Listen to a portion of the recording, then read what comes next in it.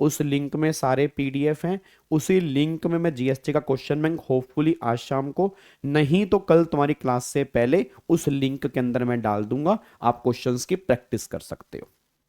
ठीक है, almost prepare है, मतलब ऑलमोस्ट प्रिपेयर है, सिर्फ एक कवर पेज मुझे बनाना है, तो कवर पेज बनवा के उसको अटैच करके होपफुली, मैं दोबारा बोलता हूं, आज शाम को नहीं तो फिर कल तक मैं उसके अंदर डाल दूंगा, आराम से आप उसको देख सकते हो जी। और गल सुन लिया सचिन, क्लास छुट्टी नहीं हो सकती, बाद में देख लियो मेरे बच्चे, रिकॉर्डिंग देख लियो ना, क्लास थोड़ा छुट्टी कर सकती है, क्लास छुट्टी दे दो, वाह वाह, मतलब एक एक बच्चे के लिए छुट्टी प्लान करूंगा क्या मैं अब। चलो आओ जी, एक बार फटाफट से यहाँ पे आ जाओ जी, एक बार फटाफट से यहाँ पे आ जाओ, इधर देखो ध्यान से, इधर देखो ध्यान से। अब एक बार सारे बच्चे यहाँ पे आ जाओ जी। सर जी एक बार डिस्टिंक्ट पर्सन वाला बता दो मेरे बच्चे। डिस्टिंक्ट पर्सन का मतलब ये होता है अगर सेम पैन कार्ड में आपके सेम स्टेट में मान लो मल्टीपल बिजनेस हैं और मल्टीपल बिजनेस के अलग अलग रजिस्ट्रेशन है तो वो डिस्टिंक्ट पर्सन है, चाहे वो सेम पैन कार्ड के अंदर हो। और अगर सेम पैन में मल्टीपल स्टेट में मल्टीपल रजिस्ट्रेशन है तो भी वो डिस्टिंक्ट पर्सन है। सेम पैन कार्ड में तुम एक स्टेट में रजिस्टर्ड हो, दूसरी स्टेट में अनरजिस्टर्ड हो, तो भी उसको डिस्टिंक्ट पर्सन माना जाएगा। ये हमने डिस्टिंक्ट पर्सन में कवर किया था। आई होप आपको मेरी बात समझ में आ रही है। ठीक है, चलो इधर देखो ध्यान से, प्लीज बातचीत नहीं यार, अब प्लीज बातचीत नहीं, लाइव चैट के अंदर चुप करके यहां पर बैठ जाओ सारे बच्चे फटाफट से। पहले एक बार फटाफट सारे बच्चे लाइक का बटन दबा दो, लाइक जरूर किया करो और कमेंट जरूर किया करो और शेयर। बस तुम्हारे 3 काम है, लाइक कमेंट और शेयर, इसके अलावा तुम्हारा कोई काम नहीं है। चुप करके बस यहां पर बैठ जाना है, बस ये पर ध्यान देना चाहिए। ठीक है, चलो अब एक बार सारे बच्चे फटाफट से यहाँ पे आ जाओ जी।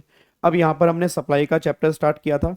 अब सप्लाई के चैप्टर में आई थिंक हमने एक तो गुड्स की डेफिनेशन रिवाइज कर ली थी, सर्विस की डेफिनेशन हमने रिवाइज कर ली थी, सेक्शन 7 में 7(1)(a) हमने रिवाइज कर लिया, 7(1)(AA) रिवाइज कर लिया, 7(1)(b) हमने रिवाइज कर लिया, 7(1)(c) हमने रिवाइज कर लिया था। और 7(1)(c) ने रेफर किया था शेड्यूल 1 को। शेड्यूल 1 के 4 पैरा थे, चारों के चारों पैरा हमने रिवाइज कर लिए थे, मतलब अभी तक हमने सेक्शन 1 जो है वो यहाँ पे रिवाइज कर लिया था।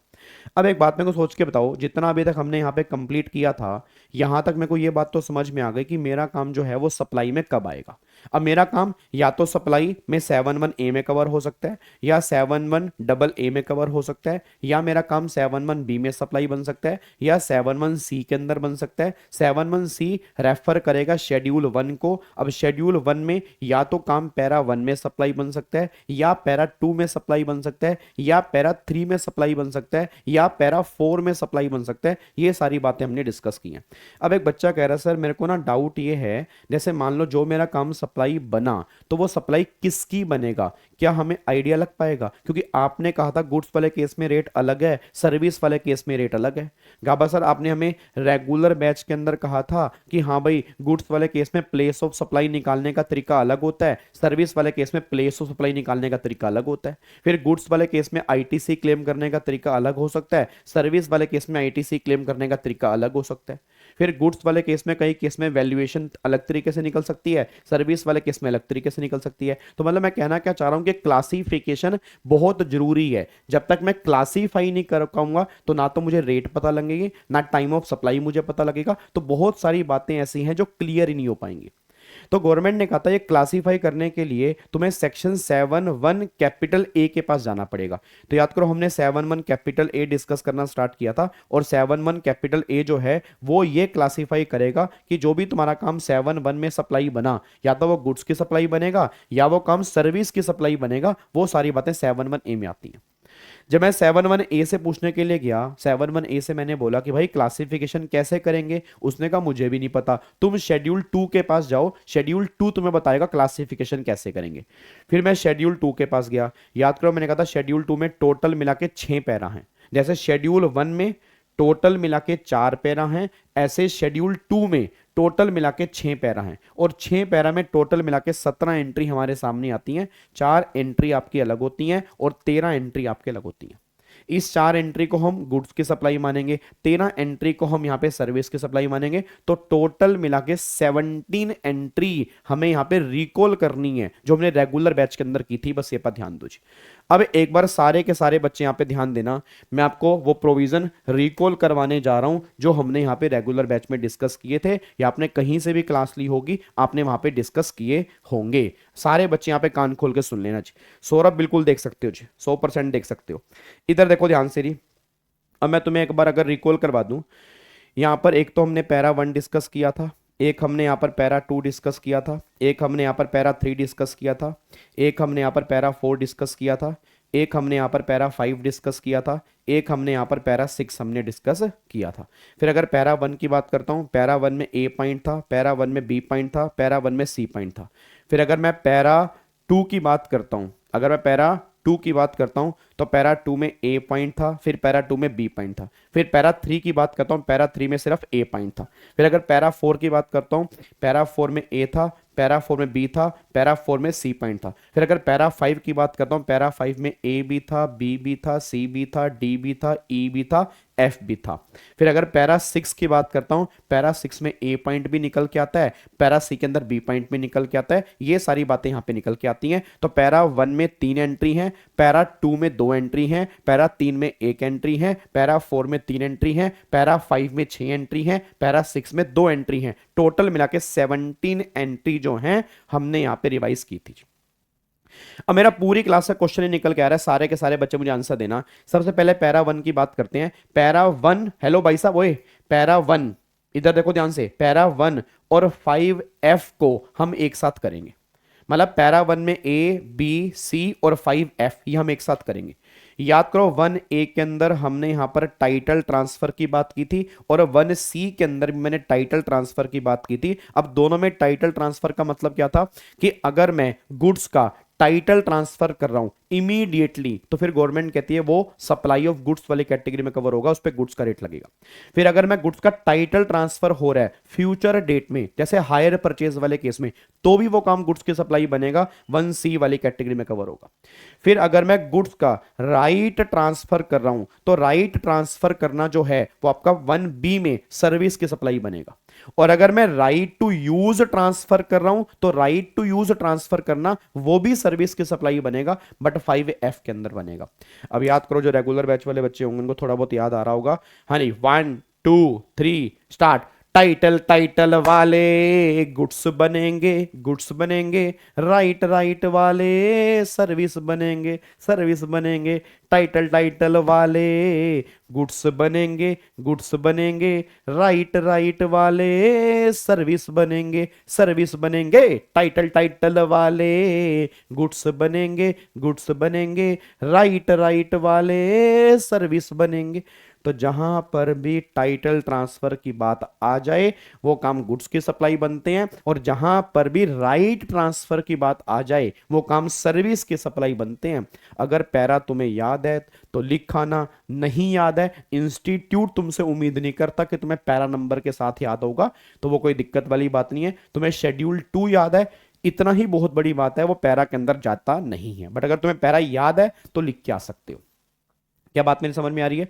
तो ये हमारा 1A हो गया, 1B हो गया, 1C हो गया और 5F हो गया कि जहां पे भी टाइटल ट्रांसफर की बात होगी वो गुड्स की सप्लाई होगी, जहां पे राइट ट्रांसफर की बात होगी वो सर्विस की सप्लाई होगी। ये पॉइंट हमारा हो गया। आगे फिर फटाफट से यहाँ पे क्या हो जी, अब अगर मैं पैरा 2 की बात करता हूं तो पैरा 2 में 2 पॉइंट आते हैं। पैरा 2 का एक तो ए आता है, पैरा 2 का एक बी आता है। अब पैरा 2 के ए में क्या लिखा है? ए में लिखा है लैंड। गवर्नमेंट कहती है लैंड की रेंटिंग, लैंड को लीज पे देना, लैंड को ईज आउट करना, या लैंड को फॉर एग्जांपल टेनेंसी पे देना, ये सारे के सारे काम सर्विस के सप्लाई बनेंगे। आज अगर मेरे पास कोई प्लॉट ऑफ लैंड है, हेलो भाई साहब, आज अगर मेरे पास कोई प्लॉट ऑफ लैंड है उसको मैंने किराए पर दिया तो ये प्लॉट की लैंडिंग जो है, प्लॉट की रेंटिंग पे देना, तो गवर्नमेंट ने बोला ये सर्विस की सप्लाई वाली कैटेगरी में कवर होती है, बस ये पर ध्यान दो। फिर 2B का बात, ये बात कहते हैं अपना बिल्डिंग वाला, बिल्डिंग की रेंटिंग बिजनेस और कॉमर्स पर्पस के लिए अगर रेंट पे दोगे तो वो काम सर्विस की सप्लाई वाली कैटेगरी में कवर हो जाएगा। अब मेरे को सारे बच्चे बोल दो लैंड की रेंटिंग टू ए में सर्विस की सप्लाई बनेगा, बिल्डिंग की रेंटिंग टू बी में सर्विस की सप्लाई बनेगा, बट बिल्डिंग की renting only for business commerce. अब एक बच्चा कहता है यार गाबा सर एक बात बताओ, अगर मैंने बिल्डिंग किराए पर दी है रेजिडेंशियल पर्पस के लिए, या अगर मैंने बिल्डिंग किराए पर दी है अदर देन बिजनेस और कॉमर्स पर्पस के लिए, तो क्या वो टू बी में कवर नहीं होगा? नहीं कवर होगा। तो सर फिर उसको क्या मानेंगे? सर मान लो एक कमर्शियल प्रॉपर्टी है, कमर्शियल प्रॉपर्टी किसी को रहने के लिए किराए पर दी सर, तो अगर मान लो अगर कोई रेजिडेंशियल प्रॉपर्टी है किसी को रहने के लिए किराए पर दी, तो वो कहां पे कवर होगा? 5A में कवर होगा। 5A कहता है renting of immovable property other than 2A और 2B को छोड़ के। आपको मैंने क्लास के अंदर भी कहा था कि सिर्फ लैंड और बिल्डिंग ही इमूवेबल नहीं होते, लैंड और बिल्डिंग भी इमूवेबल होते हैं, उसको छोड़ के और भी इमूवेबल प्रॉपर्टी होती हैं, जैसे टेलीकॉम टावर्स हो गया, बड़ी बड़ी मशीनें जो अर्थ से कनेक्टेड होती हैं वो हो गया, उनकी रेंटिंग जो है 5A में सर्विस की सप्लाई बनेगी। क्या बात समझ में आ रही है? तो लैंड की रेंटिंग टू ए में सर्विस की सप्लाई, बिल्डिंग की रेंटिंग बिजनेस और कॉमर्स पर्पस के लिए टू बी में सर्विस की सप्लाई, और अगर इमूवेबल प्रॉपर्टी की रेंटिंग की बात करूंगा 5A में सर्विस की सप्लाई बनेगी। आई होप आपको मेरी बातें समझ में आ रही है। क्या आपको बात समझ में आ रही है? सर रेजिडेंशियल बिल्डिंग और कमर्शियल पर्पस के लिए दी तो भैया जीएसटी लगेगा, आपका जीएसटी 100% एप्लीकेबल होगा और वो 2B के अंदर एप्लीकेबल होगा जी। ध्यान रखना कोई भी बिल्डिंग, हेलो रटने वाले बच्चों ध्यान दो, कोई भी बिल्डिंग रेजिडेंशियल हो कमर्शियल हो, कोई भी बिल्डिंग अगर बिजनेस और कॉमर्स पर्पस के लिए किराए पर दोगे तो 2B में ही कवर होगा। बस ये बात ध्यान दो, चाहे वो रेजिडेंशियल बिल्डिंग हो चाहे वो कमर्शियल बिल्डिंग, तो चाहे वो रेजिडेंशियल है चाहे वो कमर्शियल है, अगर उसकी रेंटिंग आप कमर्शियल पर्पस के लिए कर रहे हो तो गवर्नमेंट ने बोला भाई साहब वो यहां पर आपके 2B में कवर होगी, सर्विस की सप्लाई है। आई होप आपको बात समझ में आती है। पक्का पक्का यहां इसको लोग कर सकते हैं। चलो अब पैरा 3 पे आओ जी। आप पैरा 3 क्या कहने लग रहा है? पैरा 3 पता क्या कब है? पैरा 3 कहने लग रहा है भाई साहब, कह रहा जो वर्कर, जो ये टेलर होते हैं ना, टेलर जो सूट सिले हैं, अब तुमने भी तो कभी सूट सिलवाया होगा, क्या कहने लग रहा है भाई? जो तुम सूट सिलवा के नहीं आते टेलर बाहर, या जो बाहर मैकेनिक बैठे हैं मैकेनिक, या जो बाहर मोची बैठे हैं, एक्चुअल में ये लोग क्या कर रहे हैं? ये दूसरे के गुड्स पे काम कर रहे हैं, ये दूसरे के गुड्स पे काम कर रहे हैं। तो अगर आप दूसरे के गुड्स पे काम कर रहे हैं, कोई भी ट्रीटमेंट कर रहे हैं दूसरे के गुड्स पे, जैसे मैकेनिक बैठे होते हैं, ये सारे के सारे जो वर्कर होते हैं, इनके काम को हम सर्विस की सप्लाई मानेंगे। तो ये हमारा पैरा 3 कहता है कि जो वर्कर के जो भी काम है वो सारे के सारे काम सर्विस की सप्लाई बन जाएंगे। अगर आपको मेरी बातें समझ में आती हैं तो लाइक का बटन तोड़ दिया करो, ठीक है? जितने बच्चे भी डेली बेस पे आते हैं उनको ही अंतिम सक्सेस मिलेगी, मैं तुम्हें बता दूं। ये बात ध्यान रखना सर, ये बात ध्यान रखना। जीतते वही हैं जो कंसिस्टेंसी मेंटेन करते हैं, बाकी लोग तो आते हैं और जाते हैं। मई के बाद नवंबर है, नवंबर नहीं, मई के बाद तो सितंबर है, अब सितंबर के बाद जनवरी है, और फिर बीच में जून भी है, जो CS और CMA वाले जून भी, फिर चक्कर चलता रहता है। नालायक जो कंसिस्टेंसी ना मेंटेन करते। हाँ हाँ हाँ, अरे टेंशन ना लो भाई, चलेगा। इट्स यूअर राहुल, तुम्हारी ऐसे की तैसी भाई। मेरे तू अपना नाम चेंज कर, तू लिख दे राहुल भल्ला, यहां लिख राहुल भल्ला, ठीक है? चलेगा, बिल्कुल चलेगा, कोई दिक्कत वाली बात नहीं है। डन। जिसने 2-2 बार लाइक किया ना, इंस्टीट्यूट भी फिर तुम्हारे 2 बार मजे ले लेगा। नालायको ध्यान से इधर देखो, ध्यान से। अब एक बार फटाफट सारे के सारे बच्चे आओ। अब यहां पर देखो री पैरा 4। अब अगर मैं पैरा 4 की बात करूंगा, पहले मेरे को बताओ पैरा 3 तक क्लियर है? पैरा 3 तक क्लियर है? पैरा 3 में कोई दिक्कत तो नहीं है? पैरा 3 तक पैरा 1 बिल्कुल क्लियर है, पैरा 2 बिल्कुल क्लियर है, पैरा 3 बिल्कुल क्लियर है। अब यहां पर पैरा 4 पे आओ। पैरा 4 में गवर्नमेंट कहती है, पैरा 4 में 3 पॉइंट आते हैं। पैरा 4 का A पॉइंट कहता है अगर आपने अपने बिजनेस की एसेट को ट्रांसफर किया है तो बिजनेस की एसेट का ट्रांसफर करना जो है वो गुड्स की सप्लाई वाली कैटेगरी में कवर होगा। याद है मैंने क्लास में एग्जांपल क्या दिया था? जैसे मान लो मेरे ऑफिस में एसी लगा, अब अगर मेरे ऑफिस में एसी लगा हुआ है, मेरे ऑफिस में फॉर एग्जांपल कैमरा लगा हुआ है, मेरे सामने स्टेम लाइट लगी हुई है, मेरे सामने एक कैमरा लगा हुआ है, मेरे पास यहाँ पर एक टैब पड़ा हुआ है, मेरे पास यहाँ पर एक माउस है, मेरे पास यहाँ पर एक कीबोर्ड है, तो ये सारी की सारी क्या है? बिजनेस की एसेट है। ये मेरा स्टॉक इन ट्रेड नहीं है, मेरा काम इनको बेचना नहीं है। मैं दोबारा बोलूंगा, मेरा काम इनको बेचना नहीं है, मेरा ये बिजनेस एसेट है। अब गवर्नमेंट ये बात कहती है कि अगर आप अपने बिजनेस की एसेट को ट्रांसफर कर देते हो तो वो काम गुड्स की सप्लाई वाली कैटेगरी में कवर होगा। पैरा 4A इनकी बात कर रहा है। फिर पैरा 4B कहता है कि अगर आपने अपने बिजनेस की एसेट को प्राइवेट यूज किया, ध्यान सुना, प्राइवेट यूज, मान लो घर का एसी, ऊपर दुकान का एसी आप घर में यूज करने लग गए, दुकान का फर्नीचर आप घर में यूज करने लग गए, तो गवर्नमेंट के लिए सुनो ओए, अगर आपने बिजनेस की एसेट को प्राइवेट यूज किया या किसी दूसरे को यूज करने के लिए दिया अदर देन बिजनेस पर्पस के लिए, तो वो काम सर्विस की सप्लाई बनेगा। 4B में वो सर्विस की सप्लाई बन जाएगा, बस ये पर ध्यान दो। तो इट मींस अगर बिजनेस की एसेट अगर आपने ट्रांसफर कर दी है तो गुड्स की सप्लाई बनेगा। बिजनेस की एसेट अगर आपने प्राइवेट यूज में कर रहे हो तो 4B के अंदर सर्विस की सप्लाई बनेगा। 4C बेकार का है। 4C मैंने कहा था प्रैक्टिकली वैसे हमारे किसी काम का नहीं है। 4C कहता है अगर आपका बिजनेस क्लोज हो गया, तुम अब टैक्सेबल पर्सन नहीं रहे, तो जितना तुम्हारा बिजनेस में स्टॉक बचा हुआ है उस बचे हुए स्टॉक को हम गुड्स की सप्लाई मान लेंगे। बट अगर आपने business as a going concern में किसी को आगे दे दिया या आपने इस बिजनेस का कोई रिप्रेजेंटेटिव अपॉइंट कर दिया, फिर 4C एप्लीकेबल नहीं होगा। मतलब ना तुमने कोई रिप्रेजेंटेटिव अपॉइंट किया, ना तुमने बिजनेस किसी को ट्रांसफर किया, तुमने बिजनेस बंद कर दिया, किसी को आगे हैंड ओवर भी नहीं किया, तो जो तुम्हारी बिजनेस में एसेट बची हैं उसको गुड्स की सप्लाई माना जाएगा और जीएसटी एप्लीकेबल होगा। ये 4C कहना चाह रहा है, बस ये पर ध्यान देना। क्या बात मेरे समझ में आ रही है? पक्का पक्का। तो ये हमारा 4A 4B और 4C यहां पे निकल के आता है। आई होप आपको समझ में आ गया होगा। एक बार दोबारा से कंक्लूड कर रहा हूं। 4A में लिखा है बिजनेस की एसेट को ट्रांसफर करना, गुड्स की सप्लाई है। 4B में बिजनेस की एसेट को प्राइवेट यूज करना या किसी को देना अदर देन बिजनेस पर्पस में यूज करने के लिए सर्विस की सप्लाई है। 4C कहता है अगर तुम टैक्सेबल पर्सन नहीं रहे, मतलब तुम टैक्सेबल पर्सन से सीज हो गए, मतलब तुम्हारा बिजनेस क्लोज हो गया, तो जितनी भी तुम्हारी एसेट बची हुई होंगी उसको हम गुड्स की सप्लाई वाली कैटेगरी में कवर करेंगे। ये 4C वाला पॉइंट कहता है। क्लियर है? पक्का पक्का जी, कोई दिक्कत वाली बात तो नहीं है? क्या इसको हम लॉक कर सकते हैं, हाँ या ना? एक बार फटाफट से 2 मिनट के अंदर पैरा 1 पैरा 2 पैरा 3 पैरा 4 दोबारा से 2 मिनट के अंदर एक बार रिकॉल करने की कोशिश करना। क्या तुम्हें याद आ रहा है? जल्दी एक बार फटाफट से रिकॉल करने की कोशिश करो। क्या तुम्हें याद आ रहा है, नहीं आ रहा? जल्दी बताओ जी।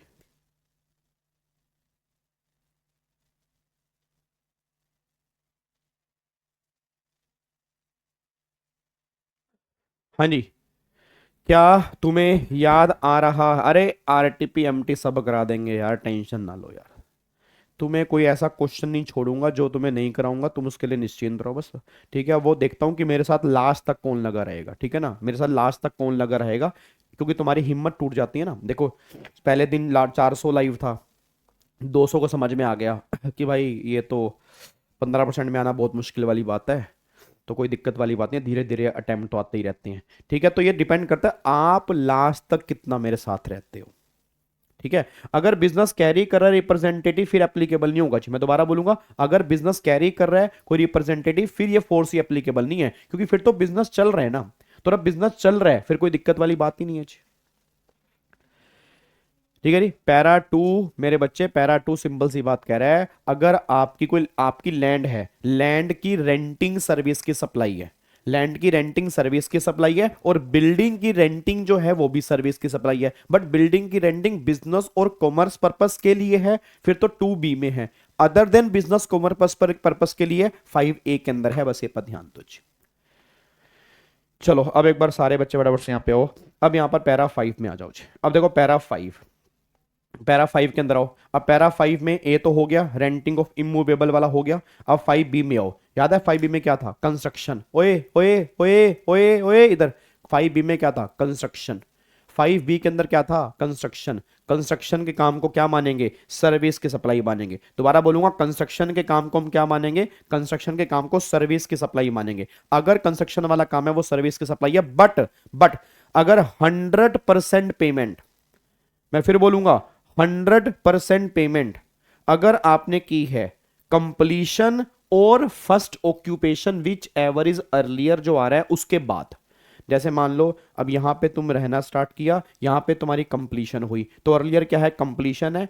इसके बाद अगर सारी पेमेंट की है तो 5B एप्लीकेबल नहीं है, फिर तो वो सेल ऑफ बिल्डिंग वाली कैटेगरी में कवर होगा, शेड्यूल 3 वाली कैटेगरी में कवर होगा। तो शेड्यूल 3 का मतलब उस पर जीएसटी एप्लीकेबल नहीं होगा। बट अगर कुछ पेमेंट आपने पहले कर दी है, कुछ पेमेंट आपने बाद में करी है, तो 5B लगेगा। 5B का मतलब क्या है, इसको हम सर्विस की सप्लाई मानेंगे और जितनी पेमेंट आपने पहले की है उस पर जीएसटी की बातें होंगी, बस ये बात ध्यान दो जी। तो रटने वाला बच्चा एक बात ध्यान दे, मैं दोबारा बोलूंगा, कंप्लीशन और ऑक्यूपेशन इसमें से जो भी अर्लियर है, अगर उसके बाद अगर उसके पहले कुछ पेमेंट कर दी है फिर तो 5B है। बट अगर 100% पेमेंट आपने इसके बाद की है तो फिर 5B एप्लीकेबल नहीं है, वो सेल ऑफ बिल्डिंग वाली कैटेगरी में शेड्यूल 3 में कवर होगा, वहां पे स्टैंप ड्यूटी की बातें होंगी, बस ये पर ध्यान दो।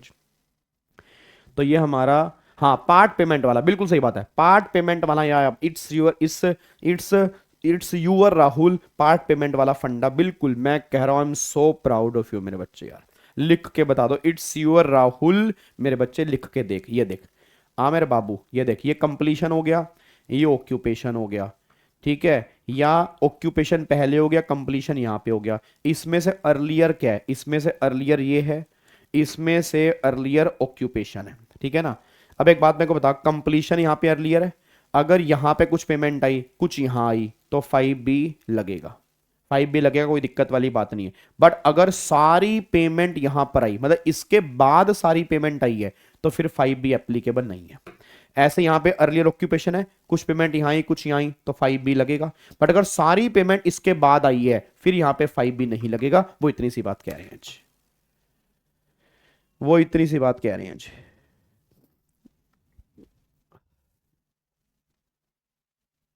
क्या बात मेरी समझ में आ रही है? क्या पॉइंट क्लियर हुआ? हाँ जी, क्या पॉइंट क्लियर हुआ या नहीं हुआ? बताओ, जल्दी बताओ जी फटाफट से, क्या पॉइंट क्लियर हुआ या नहीं हुआ जी? क्या इसको हम लोग कर सकते हैं? ये देखो यहां पर मैंने डायग्राम के थ्रू बनाया भी हुआ है, यहां पर मैंने डायग्राम के थ्रू बनाया हुआ है, देखो जी, ये C है और ये O है। यहाँ पे कम अर्लियर कौन सा है, C। देखो यहाँ पर 100% पेमेंट या तो यहाँ पर आ गई या पार्ट पेमेंट यहाँ कर आ गई, तो 5B लगेगा। अगर 100% पेमेंट यहाँ आई है, मतलब इसके बाद अगर सारी पेमेंट आई है, तो 5B यहाँ पे एप्लीकेबल नहीं है। ऐसे ही अगर मान लो ऑक्यूपेशन पहले है तो यहां पेमेंट आई है तो 5B लगेगा। अगर सारी पेमेंट इसके बाद आई है, सारी पेमेंट इस दिन के बाद आई है, तो फिर गवर्नमेंट करी 5B नहीं लगेगा। ये डायग्राम मैंने यहां पर बनाया हुआ है जी, ये डायग्राम मैंने यहां पर बनाया हुआ है। उसके बाद देखो जी, फिर जो आपका IPR है, अब जो इंटेलेक्चुअल प्रॉपर्टी राइट है उसका टेम्परेरी ट्रांसफर करना भी सर्विस की सप्लाई है। परमानेंट ट्रांसफर करना नहीं, टेम्परेरी ट्रांसफर करना, टेम्परेरी ट्रांसफर करना। जैसे मान लो फॉर एग्जांपल, मान लो मेरी बुक पे मेरा कॉपीराइट है, अब ये कॉपीराइट मैंने किसी को टेम्परेरी ट्रांसफर किया, तो copyright is my IPR। Copyright, trademark, brand name is my IPR। अगर ये IPR मैंने किसी को टेम्परेरी ट्रांसफर किया, उसके लिए मैंने कंसिडरेशन लिया, सर्विस की सप्लाई है, सर्विस वाला GST एप्लीकेबल होगा। फिर ये जो आज आप हमारी क्लास देखते हो, आज आप हमारी क्लास देखते हो, एप्लीकेशन पे देखते हो ना, एप्लीकेशन हमारी सिक्योर एप्लीकेशन है ना, ठीक है, उसके अंदर तुम कोई हमारी रिकॉर्डिंग तो नहीं कर सकते? बोलो हाँ। ये यूट्यूब में रिकॉर्डिंग कर सकते हो, एप्लीकेशन पे रिकॉर्डिंग तो नहीं कर सकते? कोई स्क्रीनशॉट तो नहीं ले सकते? तो क्योंकि वो हमारी कस्टमाइज ऐप है, ये कस्टमाइजेशन करना, अपग्रेडेशन करना, इनहेंसमेंट करना, इसके भाई साहब पैसे लगते हैं। तो सुनो, ये काम सर्विस की सप्लाई है मेरे दोस्तों। ये हाँ हाँ, तो कोई दिक्कत वाली बात नहीं है। BTWOF 3605 पार्ट पेमेंट अगर पहले आई है तो 5B लगेगा। जितनी पेमेंट पहले आई है उस पर गवर्नमेंट कह रही वहां पे GST की बातें होगा जी, कोई दिक्कत वाली बात ही नहीं है जी। सर अगर अगर IPR आपने परमानेंट ट्रांसफर कर दिया, इट्स यूर राहुल, अगर आपने IPR परमानेंट ट्रांसफर कर दिया फिर तो वो टाइटल ट्रांसफर हो गया ना। अगर टाइटल ट्रांसफर हो गया तो मेरे बच्चे गुड्स की सप्लाई बन गया, फिर वो क्या बन गया, गुड्स की सप्लाई बन गया जी, ठीक है। अच्छा आगे देखो जी, अब रिफ्रेन फ्रॉम एन एक्ट, किसी काम को करने से मना करना या किसी काम को टोलरेट करना, तो फिर गवर्नमेंट कह रही वो सर्विस की सप्लाई बनेगा। मतलब रिफ्रेन फ्रॉम एन एक्ट या टोलरेट एन एक्ट। जैसे एक बात बताओ, मेरा क्वेश्चन है, ये जो बिजली विभाग वाले हैं, तुम कई बार बिजली का बिल टाइम पर पे नहीं करते। अब बिजली का बिल टाइम पर पे नहीं करते, बिजली वाले तुम्हें टोलरेट करते हैं, उसके लिए तुमसे वो लेट फीस लेते हैं। तो लेट फीस जो ली जा रही है वो टोलरेट एन एक्ट है। तुम्हारे पोस्टपेड कनेक्शन है वो एकदम कनेक्शन नहीं काटते, तुम्हें टोलरेट करते हैं, उसकी लेट फीस लेते हैं, that is tolerate and act. उस लेट फीस पे गवर्नमेंट कह रही जीएसटी की बातें होंगी, वो ये बात कहना चाह रहे हैं जी। क्या बात मेरी समझ में आ रही है? ठीक है, अब आगे देखो रही वही राइट टू यूज अगर ट्रांसफर कर रहे हैं तो राइट टू यूज ट्रांसफर करना भी सर्विस की सप्लाई बनेगा, ये तो हम पहले भी डिस्कस कर चुके हैं। तो यहां तक हमारा यहां पर हो गया पैरा नंबर 5। अब यहां पर आ जाओ पैरा 6 पे आओ जी। अब अगर पैरा 6 की बात करता हूं, पैरा 6 यहां पे आता है कॉम्पोजिट सप्लाई की बात करता है, कॉम्पोजिट। अब यहां पे ना कॉम्पोजिट सप्लाई में दो चीजें हैं जी। पहली बात ये समझो कॉम्पोजिट सप्लाई का मतलब क्या होता है, ऐसा कॉम्बो जो तुम्हें जनरली देखने को मिलेगा, मतलब ऐसा कॉम्बो जो तुम्हें जनरली देखने को मिलेगा। एक बात मेरे को बताना, शर्ट के साथ में ये बटन लगे हुए, ये तुम्हें कॉम्बो क्या लग रहा है, कॉम्पोजिट सप्लाई है, मिक्स सप्लाई है? कॉम्पोजिट सप्लाई है भाई। ये बटन अलग भी मिलते हैं, ये शर्ट अलग भी मिलती है, बट बटन के साथ में ये शर्ट है, दैट इज कॉम्पोजिट सप्लाई। ये नेचुरल बंडल है, बिना बटन के शर्ट पता नहीं कैसा, मतलब मेरी समझ से परे है, जनरली एक साथ ही होते हैं, तो कॉम्पोजिट सप्लाई है। Laptop plus laptop bag composite supply है, एसी प्लस में इंस्टॉलेशन कॉम्पोजिट सप्लाई है, टीवी प्लस टीवी का रिमोट कॉम्पोजिट सप्लाई है। फिर अगर मान लो आप अपना फोन लेके आ रहे हैं, फोन के साथ में चार्जर कॉम्पोजिट सप्लाई है, फोन के साथ में वो सिम निकालने वाली जो पिन होती है वो कॉम्पोजिट सप्लाई है। तो ये होता है नेचुरल बंडल। अब गवर्नमेंट कह रही देखो जी, जो बंडल नेचुरल होता है ना, जो कॉम्पोजिट सप्लाई होती है, उस कॉम्पोजिट सप्लाई को जो प्रिंसिपल सप्लाई होती है, पूरी वैल्यू को हम प्रिंसिपल सप्लाई में कवर करते हैं। एक बात में को बताना, हम जाके दुकान वाले को क्या बोलते हैं, भाई साहब बटन देना, बटन के साथ में ना शर्ट भी दे देना, ऐसा बोलते हैं हम। आपने कभी ऐसा दुकान पे जाके बोला है, भाई साहब बटन देना, बटन के साथ में ना लगी हुई शर्ट भी दे देना? या ऐसा बोलते हैं भैया शर्ट देना ना। शर्ट और टाई मिक्स सप्लाई है भाई, शर्ट और टाई मिक्स सप्लाई है, शर्ट के साथ में टाई हमेशा नहीं मिलती। हम बोलते हैं भैया शर्ट देना, ऐसा बोलते हैं ना, शर्ट देना, यही तो बोलते हैं। भैया वो एक जिप देना, जिप, और जिप के साथ में लगी हुई पैंट भी दे देना भैया। भैया एक ना मेरे को जिप चाहिए, जिप के साथ में लगी हुई पैंट भी चाहिए, ऐसा बोलते हो आप। भैया एक स्ट्रॉ देना, साथ में लगी हुई फ्रूटी भी दे देना, ऐसा बोलते हो आप? ऐसा बोलते हो क्या? नहीं बोलते ना। आप क्या बोलते हो, भैया फ्रूटी देना, भैया पैंट देना, भैया शर्ट देना, दैट इज कॉम्पोजिट सप्लाई। तो प्रिंसिपल सप्लाई शर्ट है, शर्ट का रेट लगेगा, प्रिंसिपल सप्लाई पेंट है, पेंट का रेट लगेगा, सिंपल सी बात है। तो अब गवर्नमेंट करी सुनो जी, जो प्रिंसिपल सप्लाई होती है उसका रेट लगता है, चाहे वो गुड्स हो चाहे वो सर्विस हो, ये मैटर नहीं करता, जो प्रिंसिपल है उसका रेट लगेगा। बट क्वेश्चन क्या है, क्वेश्चन ये है मेरे दोस्त कि अगर, बहुत ध्यान सुनना, अगर अगर गवर्नमेंट कहती है तुम इन दो में कवर हो जाते हो, इन दो में, तो हमेशा तुम्हें सर्विस की सप्लाई माना जाएगा, चाहे प्रिंसिपल कोई भी हो। मैं दोबारा बोलूंगा, अगर अगर ओए ओए सर, वीजी सर और त्रिशूल बैच कौन सा सप्लाई है? वीजी सर और ये त्रिशूल, ये उड़ान, सब ये भाई कॉम्पोजिट सप्लाई है, नेचुरल है। वीजी सर के साथ रिवीजन जुड़ी हुई है, ठीक है ना, वीजी सर के साथ में रिवीजन जुड़ी ही हुई हैं, ये बात ध्यान दो, ठीक है। तो वीजी सर प्लस में revision, you can say composite supply, ठीक है। अब अगर विवेक सर से क्लास ले रहे हैं तो वो डीम्ड है, साथ में रिवीजन भी आएंगी, प्रैक्टिस बैच भी आएगा, मैराथन्स भी आएंगी, वो डीम्ड है, तो प्रिंसिपल सप्लाई का रेट लगेगा। और प्रिंसिपल सप्लाई कोचिंग की है, वो टैक्सेबल है, इसलिए तुम्हारी कोचिंग की सर्विस पे जो है वो जीएसटी लगा हुआ है। क्या बात मेरी समझ में आ रही है? चलो अब एक बात मेरे को बताओ, अब दो कॉम्पोजिट सप्लाई ऐसी हैं जिनको हमेशा सर्विस की सप्लाई मानेंगे, चाहे प्रिंसिपल गुड्स क्यों ना हो। पहला, रेस्टोरेंट की सर्विस। मैं दोबारा बोलूंगा, पहला क्या आ रहा है, रेस्टोरेंट की सर्विस, और दूसरा यहां पर आ रहा है वर्क कॉन्ट्रैक्ट की service related to immovable property. मतलब पहला आ रहा है रेस्टोरेंट की सर्विस, दूसरा आ रहा है वर्क कॉन्ट्रैक्ट की सर्विस रिलेटेड टू इमूवेबल। ये दोनों कॉम्पोजिट सप्लाई हैं, बट इनको हमेशा सर्विस की सप्लाई मानेंगे। सर अगर इसमें गुड्स का पोर्शन ज्यादा है तो भी सर्विस की सप्लाई है। सर इसमें गुड्स की वैल्यू ज्यादा है तो भी सर्विस की सप्लाई है। भाई कोई फर्क ही नहीं पड़ता यार, सिंपल सी बात ये निकल के आ रही है, कोई फर्क नहीं पड़ता, कोई भी फर्क नहीं पड़ता। गवर्नमेंट सिंपल सी बात ये बात कहना चाह रही है कि भाई ये जो है ये कॉम्पोजिट सप्लाई हमेशा मानी जाएगी, इसको हम कभी भी मिक्स सप्लाई नहीं मानेंगे। क्या बात मेरी समझ पा रहे हो मेरे दोस्तों? ठीक है, अच्छा अब आ जाओ। बच्चा कहता है गाबे गाबे सुन यार, अगर ये दो कॉम्पोजिट सप्लाई नहीं है, इसके अलावा कोई कॉम्पोजिट सप्लाई है, तो फिर ट्रीटमेंट करेंगे सेक्शन 8 में। सर शादी में खाना नेचुरली बंडल है, तुम खाना खाने तो जाते हो वहां पे, तुम शादी में क्यों जाते हो?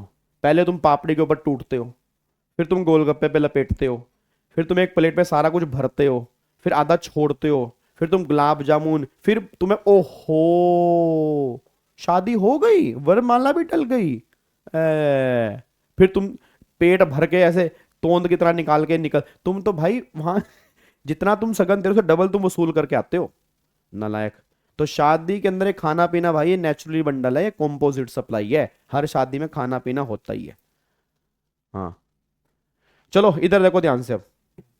अब एक बात मेरे को बताओ, ठीक है नी, तो अगर मान लो कोई ये नॉन स्पेसिफाइड कॉम्पोजिट सप्लाई है, फिर गवर्नमेंट कह रही ट्रीटमेंट जो होगा वो सेक्शन 8 में होगा। और सेक्शन 8 तुम सब जानते हो, सारे बच्चे बोल देना, जो कॉम्पोजिट सप्लाई होती है उसको हम क्या बोलते हैं? प्रिंसिपल सप्लाई की तरह मानते हैं, ठीक है। अच्छा अब यहाँ पे ना, अब यहाँ पर इधर देखो ध्यान से, अब यहाँ पर सबसे पहले कॉम्पोजिट सप्लाई की डेफिनेशन बहुत इंपॉर्टेंट है और मिक्स सप्लाई की डेफिनेशन बहुत इंपॉर्टेंट है। मैं आपसे एक बात जानना चाहता हूँ, सर कुछ रेस्टोरेंट वाले जबरदस्ती स्टे और खाने को मिक्स बनाते हैं, स्टे और खाने को ना कॉम्पोजिट है, होटल की एकोमोडेशन प्लस में सुबह का ब्रेकफास्ट, कॉम्पोजिट सप्लाई आती है जी, ठीक है ना। सुबह की मतलब खाना पीना और accommodation, that is composite supply, that is composite supply, ठीक है। चलो अब एक बात मेरे को सोच के बताओ, मेरा पूरी क्लास का क्वेश्चन है, कॉम्पोजिट सप्लाई रटने वाले बच्चे ने ये तो रट लिया सर नेचुरल बंडल होता है, बट क्या तुम्हें ये पता है ये कॉम्बो जो बना होता है, ये कॉम्बो सिर्फ टैक्सेबल सप्लाई का होना चाहिए? नहीं, क्या तुम्हें पता है कॉम्बो, ये कॉम्बो जो है सर, अगर शर्ट के साथ में बटन लगे हुए हैं, ये बटन अगर जीएसटी में एग्जम्प्ट हैं, मैं दोबारा बोल दूं, ये बटन अगर जीएसटी में एग्जम्प्ट हैं, और अगर मान लो कपड़ा जीएसटी में टैक्सेबल है, ये कॉम्बो कॉम्पोजिट सप्लाई नहीं कहलाया जा सकता, ये नॉर्मल सप्लाई में कवर होगा। फिर ये बात ध्यान देना, मतलब अगर मान लो फोन के साथ में चार्जर है, चार्जर एग्जम्प्ट है, फोन टैक्सेबल है, ये कॉम्बो कॉम्पोजिट सप्लाई नहीं बन सकता चाहे बंडल नेचुरल हो।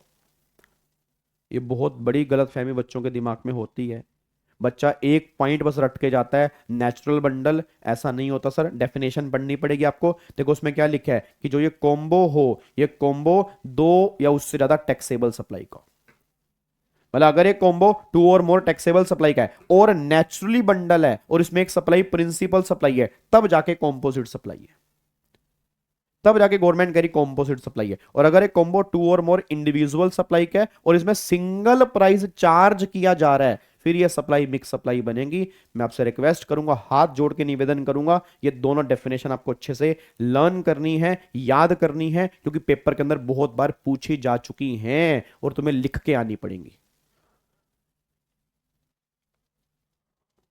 क्या बात मेरी समझ में आ रही है? क्या बात मेरी समझ में आ रही है? जल्दी बताओ फटाफट से, ठीक है। अब यहां पे देखो री आइडेंटिफिकेशन टेस्ट, अब देखो कॉम्पोजिट सप्लाई करने वाला टैक्सेबल पर्सन होगा, यहां पर भी करने वाला टैक्सेबल पर्सन है, मतलब जीएसटी में रजिस्टर्ड हो। टू और मोर टैक्सेबल सप्लाई, टू और more individual, may be taxable may be non taxable, mix supply में टैक्सेबल नॉन टैक्सेबल दोनों चलेगा, बट कॉम्पोजिट में दोनों सप्लाई टैक्सेबल होनी चाहिए। Naturally bundle, not natural bundle, यहां पर एक सप्लाई प्रिंसिपल बाकी एंसली, इसमें दोनों की दोनों प्रिंसिपल होती हैं, दोनों इंडिविजुअल। इसमें सिंगल प्राइस चार्ज होना जरूरी नहीं होता कॉम्पोजिट सप्लाई में, मिक्स सप्लाई में सिंगल प्राइस चार्ज होना जरूरी होता है। अब एक बच्चा कहता है सर अगर कॉम्पोजिट सप्लाई है तो भाई प्रिंसिपल सप्लाई का रेट लगेगा, अगर मिक्स सप्लाई है तो हाईएस्ट जीएसटी का जो रेट होगा वो रेट यहां पे एप्लीकेबल हो जाएगा जी, हाईएस्ट जीएसटी का रेट। क्या बात समझ में आ रही है जी? सर डीटी की book manual but crux book नहीं मिला। अगर आपने अभी की होगी तो मिलेगा, अगर आपने पहले ऑर्डर की होगी तब नहीं मिला होगा, क्योंकि ऑफर अभी निकाला था मैंने प्रैक्टिस मैनुअल के साथ में। डन जी, क्या इसको लॉक कर सकते हैं जी? सर सिंगल प्राइस का एग्जांपल देना, इट्स यूअर राहुल को एग्जांपल मैं देता हूं सिंगल प्राइस का मेरे बच्चे। जैसे मान लो इधर देखो ध्यान से, अब ये लैपटॉप है और लैपटॉप बैग है, ठीक है ना, लैपटॉप का अलग रेट है, लैपटॉप बैग का अलग रेट है, इन दोनों को मिलाकर यहाँ पे टोटल कर रखा है। अब इन दोनों का सिंगल प्राइस चार्ज नहीं कर रखा, फिर भी ये कॉम्बो कॉम्पोजिट सप्लाई है क्योंकि एक ही बिल है, ठीक है ना, एक ही बिल है। तो यहाँ पे लैपटॉप का रेट है, यहाँ पे लैपटॉप बैग का रेट है, दोनों का फिर यहाँ पे टोटल है। फिर गवर्नमेंट कह रही है यहाँ सिंगल प्राइस चार्ज नहीं है, फिर भी कॉम्पोजिट सप्लाई है। बट अगर मिक्स सप्लाई की बात करूंगा, सिंगल प्राइस चार्ज होना जरूरी है जी। ठीक है ना मेरे बच्चे। मिक्स सप्लाई का मतलब यार ये शादी में ये जो आपके ये जितने भी गिफ्ट टेम्पर होते हैं, जो तुम 4-5 कलर की मिठाइयां, तुम्हारे घर में भाजी का डिब्बा आता है, बताना भाजी का डिब्बा। ओए, तुम्हारे घर में भाजी का डिब्बा आता है? भाजी का डिब्बा घर में आया? शादी का भाजी का डिब्बा आया? उसमें क्या क्या चीजें होती हैं? उसमें कचौरी होती है, फिर कई बार अपना उसमें काजू कतली होती है, खुरमे होते हैं, खुरमे गुड़ वाले जो होते हैं, फिर उसके अंदर मट्ठियां होती हैं। ठीक है, अब एक बात बताओ, ये एक वैरायटी है, दो वैरायटी है? एक दो क्या, मल्टीपल वैरायटी है। और इस डब्बे का सिंगल प्राइस चार्ज किया होगा, दैट इज मिक्स सप्लाई। और गिफ्ट टेम्पर के अंदर इतनी सारी आइटम होती हैं, वो सारी मिक्स सप्लाई होती हैं, सिंगल प्राइस चार्ज होता है, उसको मिक्स सप्लाई कहते हैं। कॉम्पोजिट सप्लाई नहीं होगी खुशी, सारी की सारी सप्लाई टैक्सेबल होना जरूरी है। टू और मोर जिनका भी कॉम्बो है वो सारी टैक्सेबल होंगी तो कॉम्पोजिट सप्लाई होगी, नहीं तो नहीं होगी जी। आगे बढ़े जी। एसी परचेस किया, साथ में इंस्टॉलेशन चार्जेस दिए, तो भी कॉम्पोजिट सप्लाई है, क्योंकि एसी के साथ में जनरली इंस्टॉलेशन मिलती ही मिलती है, वो कॉम्पोजिट सप्लाई है, चाहे उसका अलग से पैसे आपने चार्ज किए जी। चलो अब एक बार यहां पे आ रहा हूं फटाफट से जी। अब ये तो हो गया हमारा कॉम्पोजिट और मिक्स सप्लाई, इस पे प्रिंसिपल का रेट लगेगा, इस पे हाईएस्ट रेट लगेगा। अब यहाँ पे आओ अगला पॉइंट 7.2। अब 7.2 कहता है कुछ काम ऐसे हैं जो ना तो गुड्स की सप्लाई मानेंगे ना हम सर्विस की सप्लाई मानेंगे, इन पे हम जीएसटी एप्लीकेबल ही नहीं, इन पे हम जीएसटी एप्लीकेबल ही नहीं करेंगे। मतलब गवर्नमेंट करी ना तो इनको हम गुड्स की सप्लाई मानेंगे और ना इनको हम सर्विस की सप्लाई मानेंगे, इन पे जीएसटी ही एप्लीकेबल नहीं है भाई, जीएसटी से बाहर आई है। सर ऐसे कौन कौन सी सप्लाई है? सर मिक्स सप्लाई में दोनों टैक्सेबल होना जरूरी नहीं है, इट्स यूर राहुल, नहीं वहां जरूरी नहीं है, वहां दोनों इंडिविजुअल है ना मेरे बच्चे। भल्ला साहब क्या हो गया आपको? मेरे ख्याल से तो आप रेगुलर बैच के स्टूडेंट थे, इन बातों के चक्कर में रेगुलर बैच ऐसे ऊपर से निकल गया आपके, बस इन्हीं बातों के चक्कर में, क्या बातों के चक्कर में रह गए? आपको मैंने वहां पर भी बताया था, टू और मोर इंडिविजुअल सप्लाई मेरे दोस्त टैक्सेबल और एग्जम्प्ट कोई भी हो सकती है। यहां इंडिविजुअल सप्लाई लिखा है, यहां टैक्सेबल लिखा है, यहां कॉम्बो कैसा भी हो सकता है।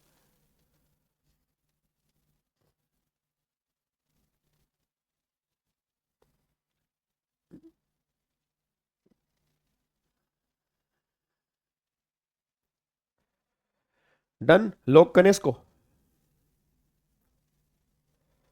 क्या लॉक करें?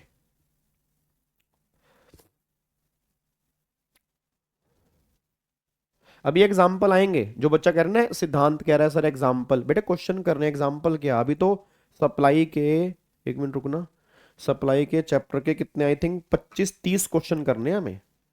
ठीक है ना, तो कल की पूरी क्लास मेरी सप्लाई के क्वेश्चंस के ऊपर ही है। ठीक है ना, तो क्वेश्चन जब मैं कराऊंगा ना कल, आ जाना, सुनो ये, आ जाना जब मैं कल क्वेश्चन कराऊंगा।